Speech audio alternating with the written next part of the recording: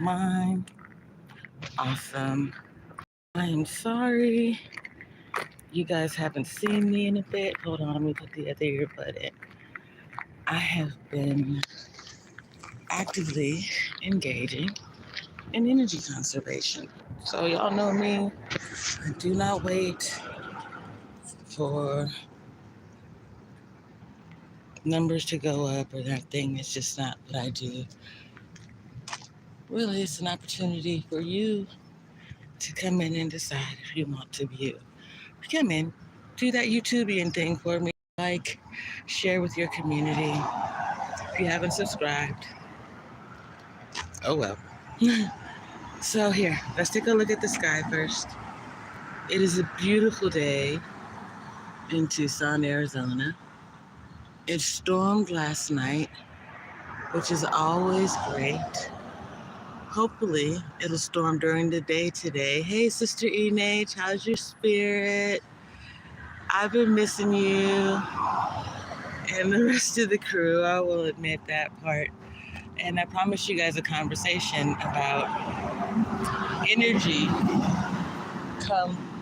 conservation. I just needed to take the time to get my mind right, isn't it? It is gorgeous out here. The sun's gonna catch up to us in a bit and beam down, but that's okay. We're used to it.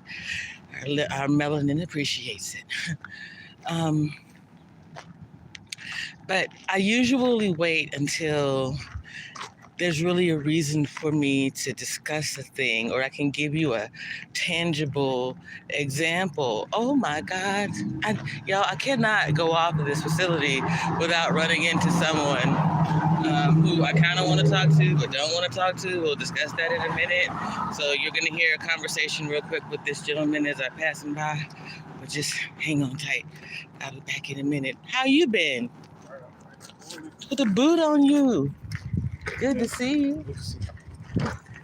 So, I realized this morning that people lack the ability to conserve their own energy, which is why they're really shit at conserving the Earth's energy or energy in general, water, power, whatever it is. They're really bad at conserving it. I listened this morning to a bunch of people just stomping and loud through their day in a multitude of ways, expecting me to engage with them in the loudness, in the excess. I don't know you from Adam or Eve, so I don't really care what happened to your child's foot. I don't want to know you because you require too much energy. It's definitely the autistic person in me. Yet I'm sure it's not just that. Like, when you go about a task, for example, brushing your teeth, how much energy does it actually require? So I'm going to back up for a moment. If you remember, I've told you that I have fibromyalgia, and I originally started in content creation discussing what it is to be a spoonie and why it's not something I actually choose to call myself, because the spoonie theory is just really weird. Like, it doesn't explain enough what I'm trying to say. So how's your spirit? What's your theme song? Energy conservation is more accurate. But each person who has a chronic illness is encouraged to determine how many spoons they need in a day.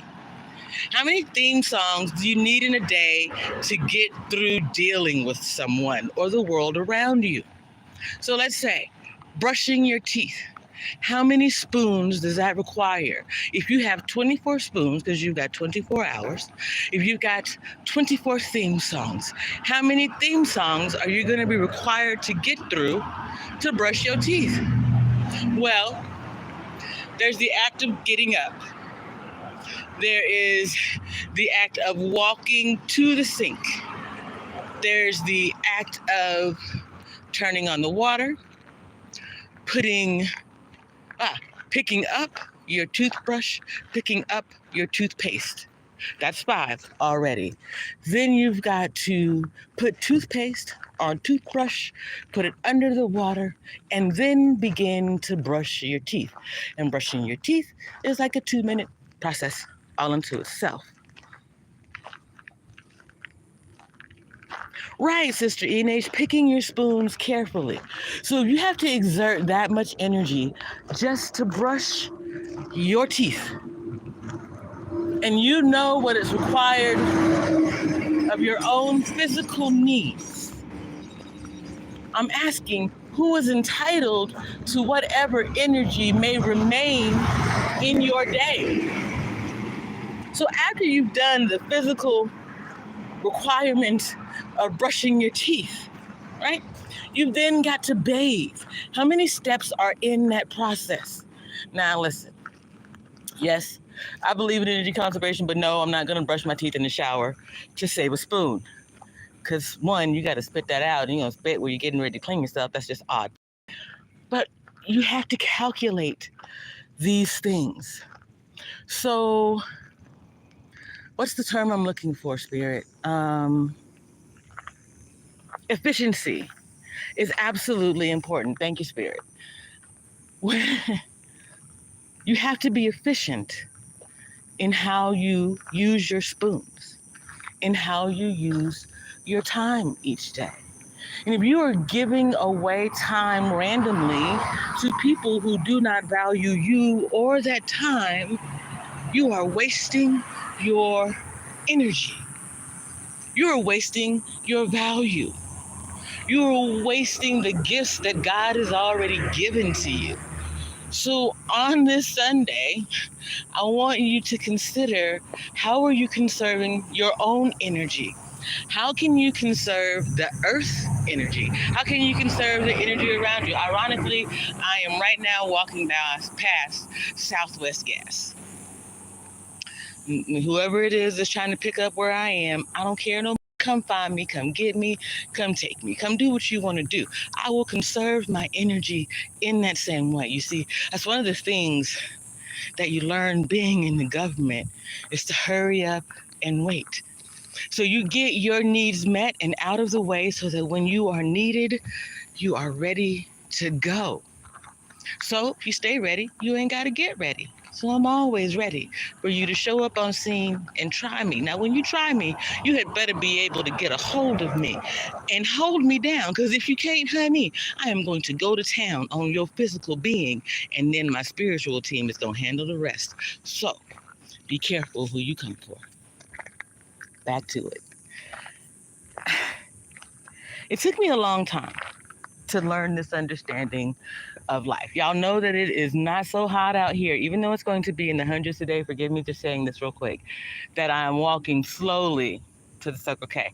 When it's hot, I don't play. I am on one time. That's it. We're gonna get there, get back, cool off. Today, we have the time to walk around.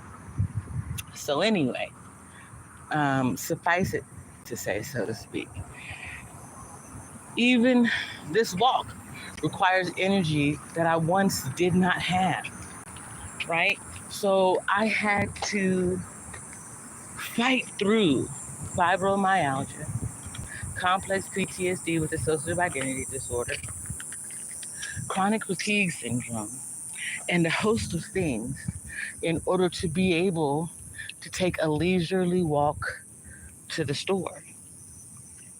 This would be an otherwise painful experience had I not learned to conserve my energy. Right, Sister Enej, moving on purpose, because the sun is not going to let up on you in the same way that a demon isn't either.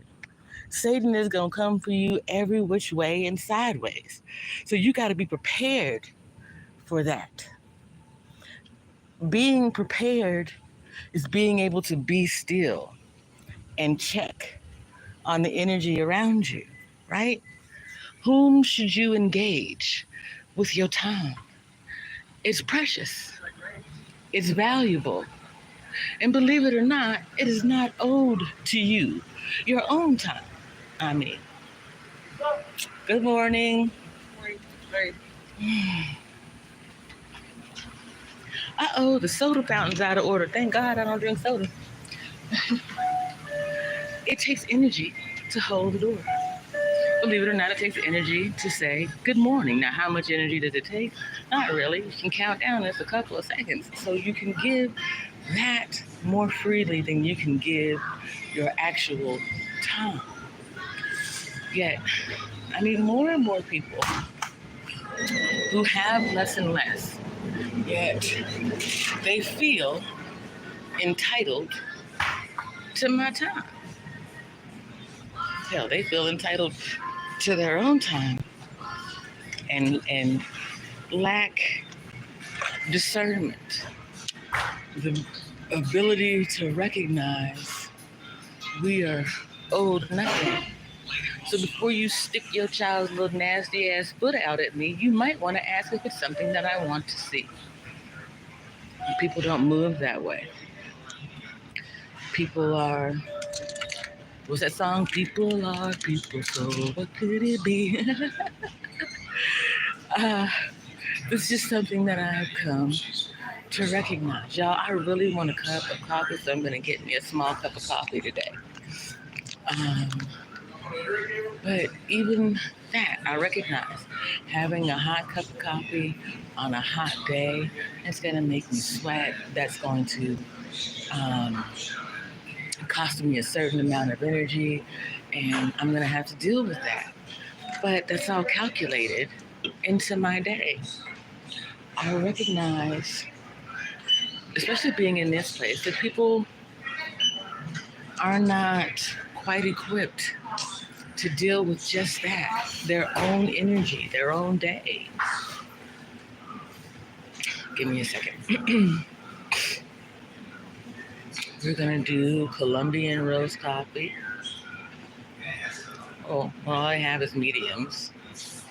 I'm gonna leave room for some fruit. Okay, like we talked about brushing your teeth. There's a host of things that you have to go through in your own day. And the people around you either don't care, aren't aware, or don't notice that you have your own thing going on. I listen to people in this space every day do the one thing that I refuse to do, which is commiserate. They sit together in a circle, a gaggle of biddies, a cacophony of crones. Y'all know me, I can go on and on and on. These people truly believe you're supposed to care about what they've got going on.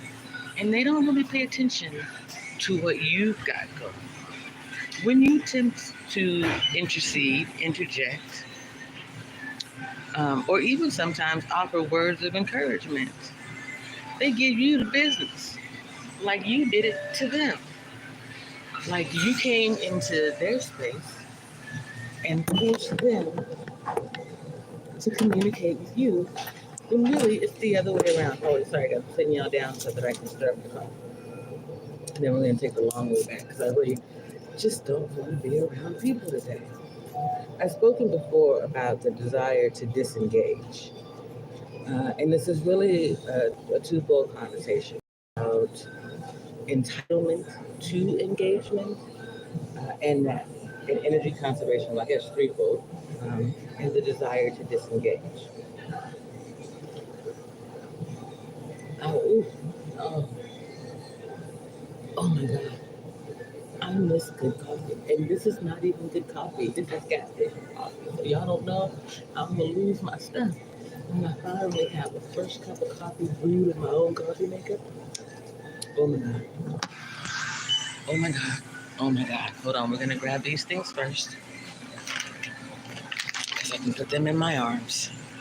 And then we're going to grab this hot coffee so I don't spill it on my pink dress. So, I'll be honest. When my gentleman friend was around, I, I actively engaged with him. I made room for him in my life, which is what you hear about people saying all the time. You have to make room for someone in your life. And that's men and women alike. You have to make room for your person to be able to show up. So that if you're engaging everyone you come across and you're giving them your energy, how can you make room for your person? When does that come into play? How does it look? When you disengage from other people to make room for your person or even your own self, how do the people around you behave? I had one woman come up to me and ask me if I was mad at her. She was like, well, you've been distant lately, and I thought maybe I had done something. No. the irrational part of me was like, well, what did you do that would make you think I was mad at you? You know what I'm saying? Because if you haven't done anything, that's not how you would approach the situation, at least in my eyes. You're just going to ask. And, hey, you all right today? But it didn't come out that way. Hold on a second. Can I get one of those red hot sevens, please? Thank you. We're going to play the scratch off today. Just this.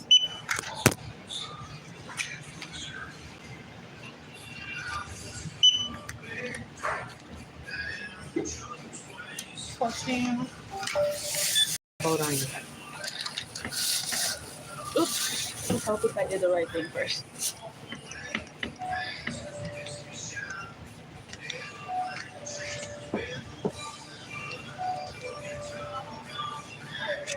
I do not have a penny. I'm so sorry. You're okay. There you go.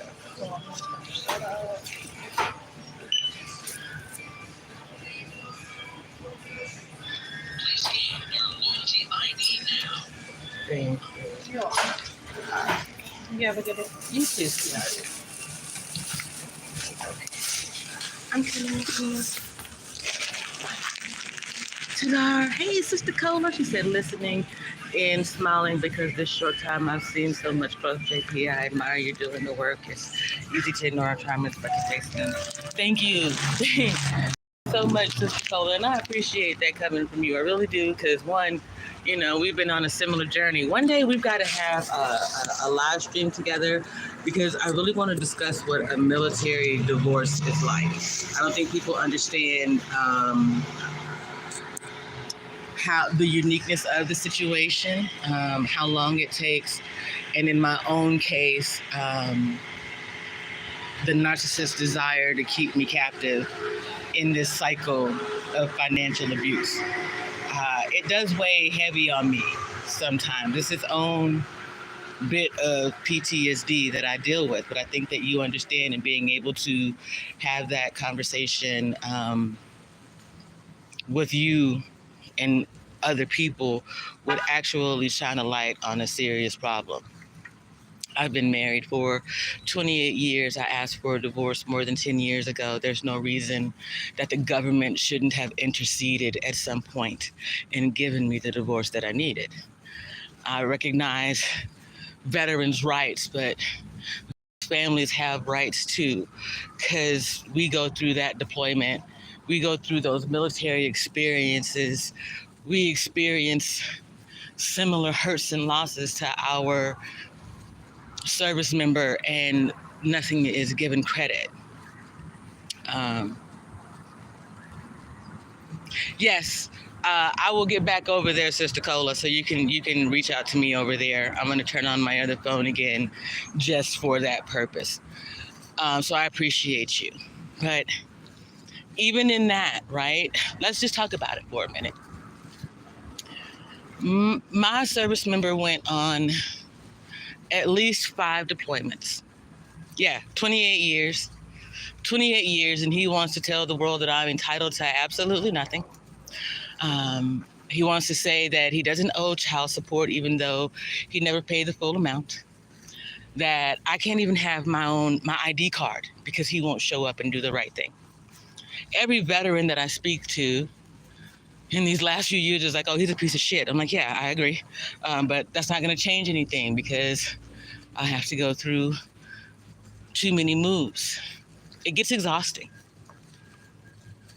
But when he was on the front line, not only was I wife, mother, full-time parent, I went to school, I ran a daycare, and I wrote down range. I sent goodie boxes big enough to feed him and the soldiers around him.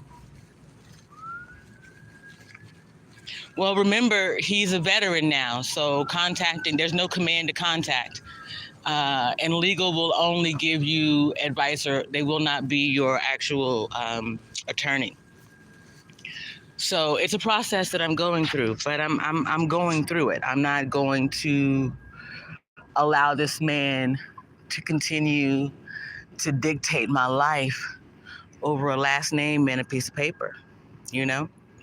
I finally got a hold of my divorce documents, and I am truly appreciative for the attorney who took my case here in Arizona, because I didn't have a whole lot of money because of my husband, not because of anything that I had done. I mean, except sharing too freely my energy with the people I thought were supposed to care and love me. Yes, he's retired Army, Sister Cola. Like I told you before, my siblings would martyr my mother anytime they wanted something from me or access to me. Well, Mama would want you to do. Mama been gone for the same 28 years that I've been married, pimping. How the hell do you know what Mama would want? It took me some time to come to that understanding.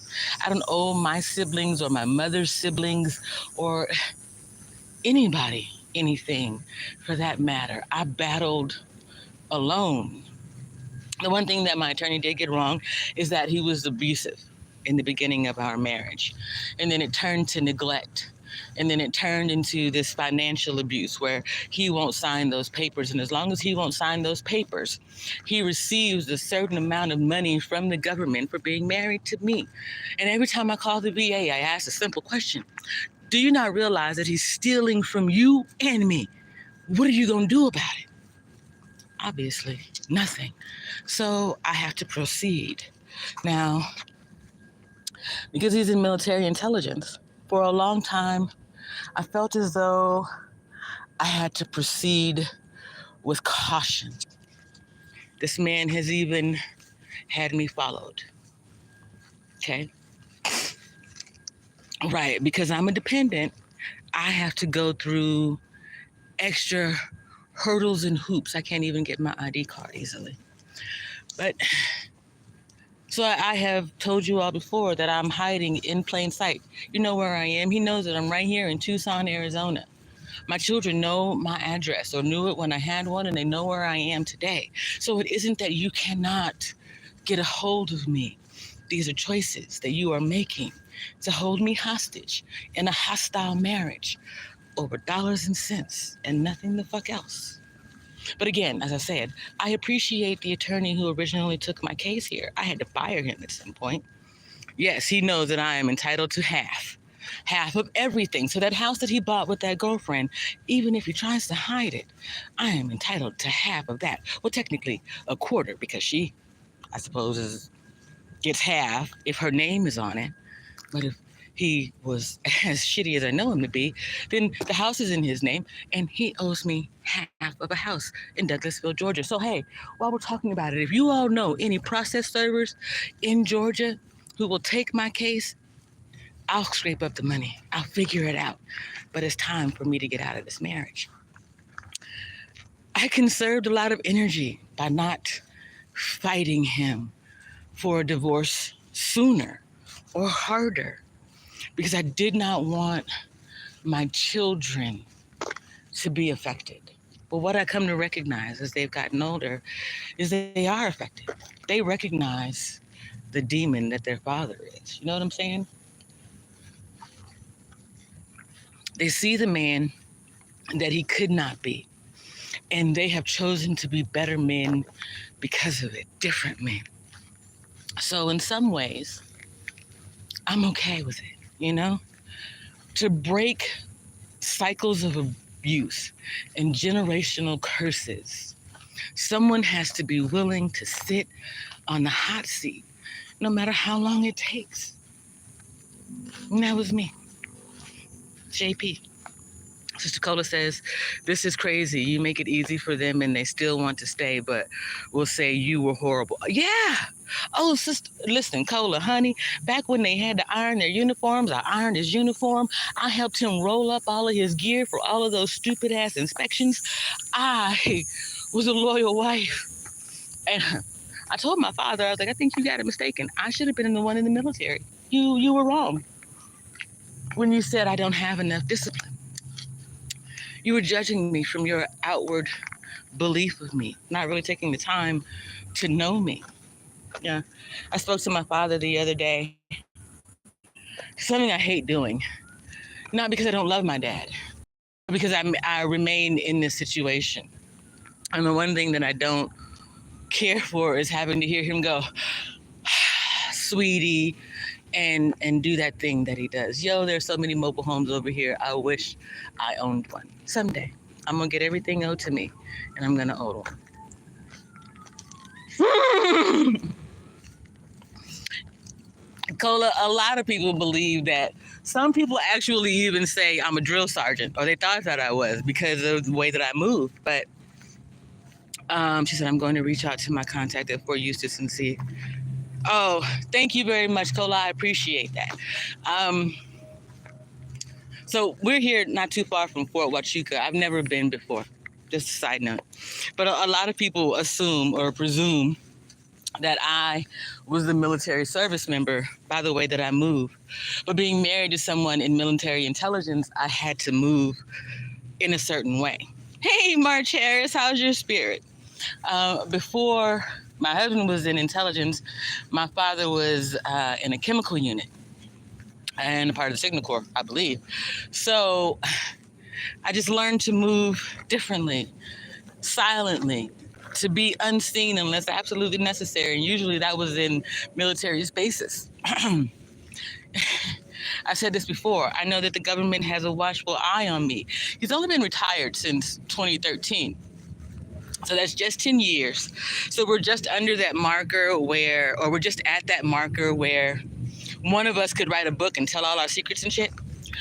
I don't know government secrets. I know government movements like the back of my hand, though.